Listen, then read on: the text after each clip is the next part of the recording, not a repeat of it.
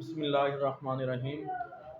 آنے والا دن عاشورہ کا دن یعنی کہ 10 محرم الحرام کا دن بڑا خاص ہے۔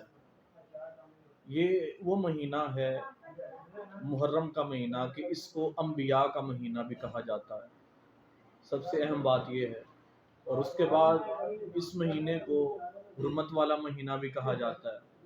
اب اگر ہم انبیاء کی تاریخ کے اوپر نظر دوڑائیں تو حضرت آدم کو اللہ پاک نے اسی 10 محرم کے دن یعنی عاشورہ کے دن ان کو دنیا کے اندر بھیجا۔ 10 محرم کے دن ہی ان کو وفات ہوئی۔ اسی طرح حضرت ابراہیم علیہ السلام خلیل اللہ جن کا لقب ہے، ان کی پیدائش بھی 10 محرم کو ہوئی۔ 10 محرم کو ہی ان کو نار نمرود سے آزادی ملی۔ اسی طرح حضرت موسیٰ آپ کی پیدائش بھی 10 محرم کو ہوئی۔ آپ کو بھی فرعون سے نجات اسی 10 محرم کے دن ہوئی۔ اس کے علاوہ بھی بہت سے انبیاء، میں چند ایک کا آپ کے سامنے اور ذکر کرنا چاہتا ہوں۔ حضرت یوسف علیہ السلام، آپ کو کنویں سے آزادی اللہ پاک نے کنویں سے جو نکالنے کا عمل کیا وہ بھی 10 محرم کو ہوا۔ اسی طرح آپ کے والد محترم حضرت یعقوب علیہ السلام، آپ کو بینائی بھی 10 محرم کے دن اللہ پاک نے واپس لوٹائی۔ 10 محرم کا دن یوم عاشور کا دن بڑا خاص دن ہے، اور ایک روایت کے مطابق قیامت بھی 10 محرم کے دن اللہ پاک جو ہے وہ دنیا کے اوپر نازل فرمائے گا۔ اور ایک روایت کے اندر ہے کہ اللہ پاک اپنی شان کے لائق عرش معلیٰ پر 10 محرم کے دن ہی اللہ پاک تشریف لائے عرش معلیٰ پر۔ اور بھی بہت سی روایات ہیں، جیسے اللہ پاک نے اپنی پہلی رحمت جو ہے وہ 10 محرم کے دن نازل فرمائی۔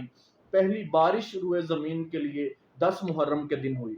تو یہ بتانا چاہتا ہوں کہ 10 محرم کو پوری تاریخ انسانیت کے اندر اللہ پاک نے بہت بڑا ایک مقام عطا کیا، بہت فضیلت عطا کی۔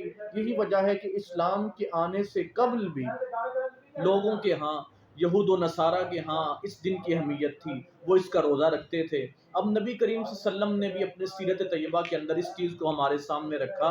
آپ نے ارشاد فرمایا، اور حضرت حفصہ رضی اللہ تعالی عنہا آپ ارشاد فرماتی ہیں کہ نبی کریم صلی اللہ علیہ وسلم نے اپنی زندگی کے اندر 4 چیزیں کبھی نہیں چھوڑی۔ تو آپ سے پوچھا گیا کہ کون سی 4 چیزیں آپ نے کبھی نہیں چھوڑی، تو حضرت حفصہ رضی اللہ تعالیٰ عنہا آپ نے ارشاد فرمایا کہ ایک 10 محرم کا روزہ آپ نے کبھی نہیں چھوڑا۔ اس کے علاوہ ذی الحج کے پہلے 9 دنوں کا روزہ تاجدار کائنات نے کبھی نہیں چھوڑا۔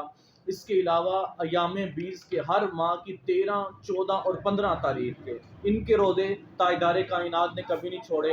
اور اس کے علاوہ فجر سے پہلے تہجد کے 2 نفل حضرت حفصہ رضی اللہ تعالیٰ عنہ آپ ارشاد فرماتی ہیں کہ تاجدار کائنات نے ساری عمر ان 4 چیزوں کو کبھی نہیں چھوڑا۔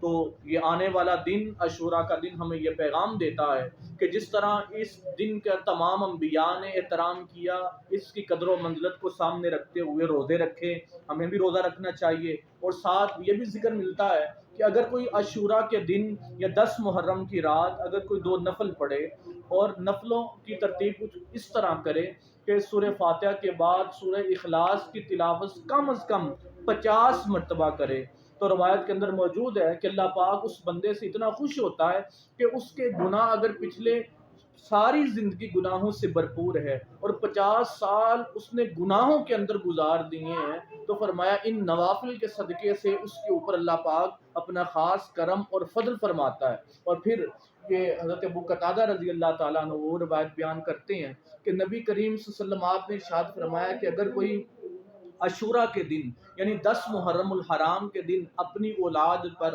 اپنے رشتہ داروں پر وسعت کرتا ہے، ان کے لیے فراخی کا اہتمام کرتا ہے، ان کو اچھا کھلاتا ہے، ان کے لیے اچھا اہتمام کرتا ہے، تو فرمایا اللہ پاک اس کے لیے پورے سال کی وسعت کا، فراخی رزق کا اہتمام فرما دیتا ہے۔ تو حاضرین سامعین، یہ آنے والا 10 محرم کا دن، عاشورہ کا دن، اللہ پاک سے ہمیں دعا ہے کہ اللہ پاک ہمیں زیادہ سے زیادہ عبادت کرنے کی توفیق عطا فرمائے، اور خاص کر کے یہ حضرت امام حسین خانوادہ رسول کے عظیم چشم و چراغ حضرت امام کربلا امام حسین آپ کی شہادت کا دن بھی ہے۔ آپ نے جو اسلام کی خاطر قربانی دی، اللہ پاک ہمیں اس قربانی کو بھی یاد کرنے کی توفیق عطا فرمائے، اور اسلام کی خاطر اپنے تن من دن ہر چیز کی قربانی دینے کی اللہ پاک ہمیں بھی توفیق عطا فرمائے۔